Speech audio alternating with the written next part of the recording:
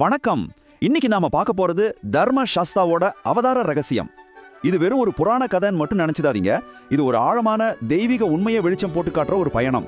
வாங்க கூடவே பயணிப்போம். சரி, இந்த அவதார ரகசியத்துக்குள்ள கொஞ்சம் ஆழமா போலாம். நாம தெரிஞ்சுக்க போறது ஒரு சாதாரண கதை இல்ல, ஒரு பிரபஞ்ச உண்மையோட திரையே விளக்க போறோம். எதுக்காக இந்த அவதாரம் தேவைப்பட்டுச்சு, இதன் பின்னால இருந்த அந்த மகாசக்தி என்ன, எல்லாத்தையும் பார்க்கலாம். இந்த கதையோட ஆரம்பமே ரொம்ப அபாரமானது இல்லையா? இது நம்மள காலம், உலகம் இதெல்லாம் பிறக்கிறதுக்கு முன்னாடி இருந்த ஒரு நிலைக்கு கூட்டிட்டு போகுது. யோசிச்சு பாருங்க, அந்த ஆதி மௌனத்துல எல்லாம் உருவாகிறதுக்கு முன்னாடி இருந்த அந்த மகா நிஷப்தத்துல என்ன இருந்திருக்கும்? இந்த கதை எங்க இருந்து தொடங்குதுன்னா, ஒரு பெரிய பிரபஞ்ச நெருக்கடியிலிருந்து. அந்த தெய்வீக நிகழ்வுகளுக்கு காரணமா இருந்த அந்த இருண்ட காலகட்டத்துல என்ன நடந்துச்சுன்னு முதல்ல பாத்திரலாம். பிரம்மா ரொம்ப அழகா படைச்ச இந்த உலகம் மெல்ல மெல்ல அதோட அறநெறிங்கிற அஸ்திவாரத்தை இழக்க ஆரம்பிச்சது. அதாவது தர்மம் தள்ளாட ஆரம்பிச்சிடுச்சு. சத்தியத்தோட வெளிச்சம் கொஞ்சம் கொஞ்சமா மங்க ஆரம்பிச்ச நேரம் அது. தர்மம் ஏன் வீழ்ச்சி அடைஞ்சது? அதுக்கு 3 முக்கியமான காரணங்கள் இருந்துச்சு. 1, அதிகாரத்துல இருந்த தீய சக்திகள். 2வது, அசுரர்களோட கட்டுக்கடங்காத அகம்பாவம். 3வது, எது சரி எது தப்புன்னே தெரியாத மனிதர்களோட அறியாம. இந்த 3ம் ஒன்னா சேரும்போது தர்மங்கிற விளக்கு அணையத்தானே செய்யும். இந்த இருளை பார்த்துட்டு தெய்வங்கள் சும்மா இருந்தாங்களா? இல்ல, அதுக்கான பதில் என்னவா இருந்துச்சு? இதுவரைக்கும் பிரபஞ்சத்துல நடக்காத ஒரு அற்புதம், ஒரு அதிசயம் நடக்க போகுதுன்னு முடிவெடுக்கிறாங்க.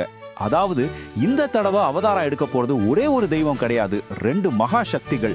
ஆமாங்க, 2 மகா சக்திகள் ஒன்னா இணைய போகுது. இது பிரபஞ்ச சரித்திரத்திலேயே ஒரு புது அத்தியாயம்.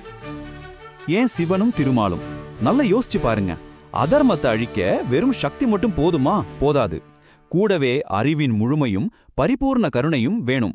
சிவனோட ஞானமும் திருமாலோட க்ஷேமமும் ஒன்னா சேர்றதுதான் அதர்மத்தை வேரோட அழிக்க ஒரே வழி. இவ்வளோ பெரிய தெய்வீக திட்டம், இவ்வளோ ஏற்பாடுகள், இது எல்லாமே ஒரே ஒரு முக்கியமான ரொம்ப சக்தி வாய்ந்த ஒரு காரணத்துக்காக மட்டும்தான். அந்த தெய்வீக சங்கல்பம் இதுதான். முதல்ல அந்த சக்தி பிறக்கணும்.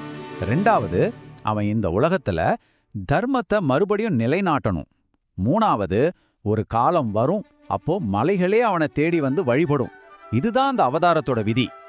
சரி, இப்போ கதை பூமிக்கு வருது. அந்த தெய்வீக திட்டம் எங்க எப்படி உருவம் எடுக்க போகுதுன்னு பாப்போம் வாங்க. பத்மநாபபுரம்னு ஒரு இடத்துல பிரம்மாண்டமான ஒரு யாகம் தொடங்குது.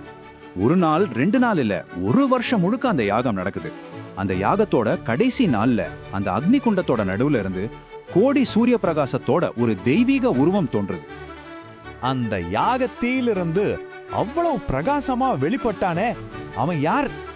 முதல்ல அவனோட தெய்வீக பெயர். தர்மத்தை நிலைநிறுத்த வந்ததால அவனே தர்மசாஸ்தா. அவனுக்கு இன்னொரு பெயர், பஞ்ச பூதங்களையும் ஆளக்கூடிய தலைவன்.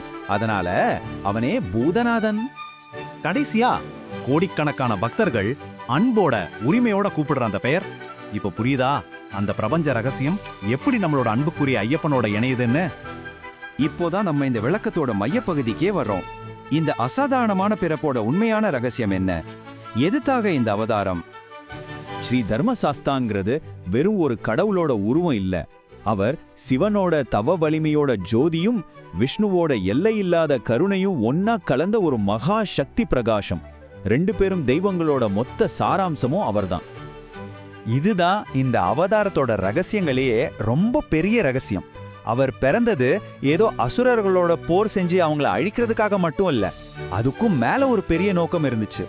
நாம எல்லாரும் அந்த பரம்போர்ல எப்படி அடையலான்னு ஒரு வழியை காட்ட, அந்த தர்ம மார்க்கத்தை உண்டாக்கட்டான் அவர் அவதரிச்சார்.